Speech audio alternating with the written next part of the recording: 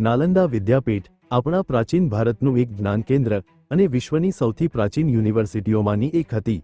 આ યુનિવર્સિટીને ઈસવીસન 427ની આસપાસ ગુપ્ત સમ્રાટ શકાદિત્યે બંધાવી હતી અને મહમ્મદ ગોરીના સેનાપતિ બખ્તિયાર ખિલજીએ પોતાની ઈર્ષાના કારણે તેને સળગાવીને રાખ કરી નાખી હતી. આજે હું આપને આ વિડીયોમાં નાલંદા વિદ્યાપીઠ વિશે શરૂથી લઈ અંત સુધીની બધી જ માહિતી આપીશ, તો આપ ધ્યાનથી સાંભળજો.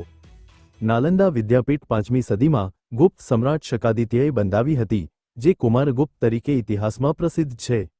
આ એક રેસિડેન્શિયલ યુનિવર્સિટી હતી, જેમાં 10,000 વિદ્યાર્થીઓ અને 2,000 જેટલા શિક્ષકોને રહેવાની વ્યવસ્થા હતી.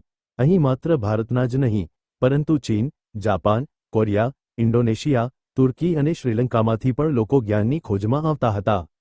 સામાન્યતઃ આ એક બૌદ્ધ યુનિવર્સિટી હતી. અહીં ખગોળ, ગણિત, જ્યોતિષ અને ઘણી બધી ભાષાઓનો અભ્યાસ કરાવવામાં આવતો હતો. એવું કહેવામાં આવે છે કે ભારતના મહાન ગણિતશાસ્ત્રી અને ખગોળશાસ્ત્રી આર્યભટ્ટ પણ આ જ વિદ્યાપીઠમાં ભણ્યા હતા અને અહીંના આચાર્ય એટલે કે પ્રિન્સિપાલ હતા. આ યુનિવર્સિટીની મહાનતાનું કારણ અહીંનું જ્ઞાન હતું, જે અહીંની લાઇબ્રેરી ધર્મગંજમાં રહેલું હતું. ધર્મગંજમાં લગભગ 90 લાખથી વધારે પુસ્તકો હતા. તેમાં પ્રાચીન ખગોળશાસ્ત્ર, ગણિતશાસ્ત્ર અને આયુર્વેદશાસ્ત્રના જ્ઞાનને તામ્રપત્ર અને ભોજપત્ર ઉપર લખીને સાચવવામાં આવેલું હતું. ધર્મગંજ લાઇબ્રેરી 3 વિશાળ ઇમારતોને મળીને બની હતી. આ ઇમારતોના નામ રત્નરંજક, રત્નગઢી અને રત્નસાગર હતા. નાલંદા વિદ્યાપીઠ ઉપર તેના પૂર્ણ જીવનકાળમાં 3 આક્રમણો કરવામાં આવ્યા હતા.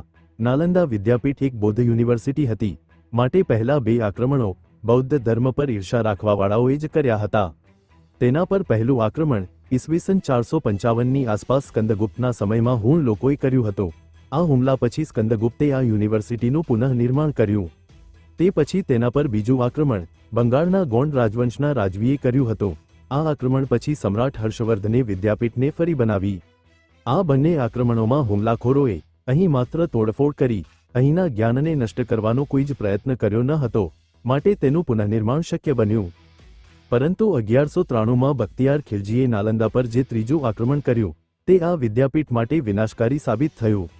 આ આક્રમણ પાછળ લોકકથા એવી છે કે એક સમયે બખ્તિયાર ખૂબ બીમાર પડ્યો. કોઈ હકીમ એનો ઇલાજ કરી શકતો ન હતો.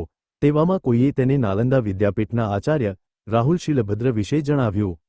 પણ બખ્તિયાર કોઈ ગેર મુસ્લિમથી પોતાનો ઇલાજ કરાવવા માંગતો ન હતો.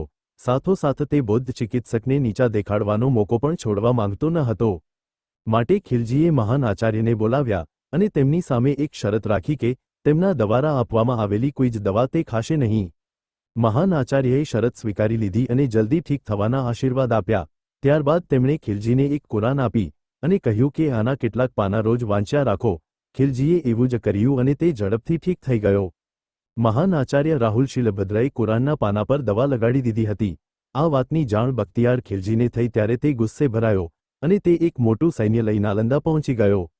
નાલંદા વિદ્યાપીઠમાં તેને હજારોની સંખ્યામાં રહીને અભ્યાસ કરતા બૌદ્ધ ભિક્ષુઓની હત્યા કરી નાખી. ત્યારબાદ તેને અહીંના જ્ઞાન કેન્દ્ર સમાન અહીંની લાઇબ્રેરી ધર્મગંજને સળગાવવાનો આદેશ આપ્યો. એવું કહેવાય છે કે આ લાઇબ્રેરીના બધા જ પુસ્તકોને સળગતા 3 મહિના જેટલો સમય લાગ્યો. તો વિચારો, તેને લખવામાં અને એકઠા કરવામાં કેટલો સમય લાગ્યો હશે? બખ્તિયાર ખિલજીના આક્રમણ બાદ અહીં કશું જ બચ્યું નહીં. બચ્યા તો માત્ર અહીંના ખંડેરો. તેના ઉપર સમયની સાથે માટીની પરતો ચડતી ગઈ. ખિલજીએ કોઈ એક ધર્મનું નુકસાન ન હતું કર્યું, પરંતુ તેને ક્યારેય ખતમ ન થવાવાળા જ્ઞાનના એક ખજાનાને સળગાવી તેનો નાશ કર્યો, જે કોઈ એક ધર્મ, એક રાજ્ય કે કોઈ એક દેશનો ન હતો, પરંતુ સમગ્ર વિશ્વનો હતો.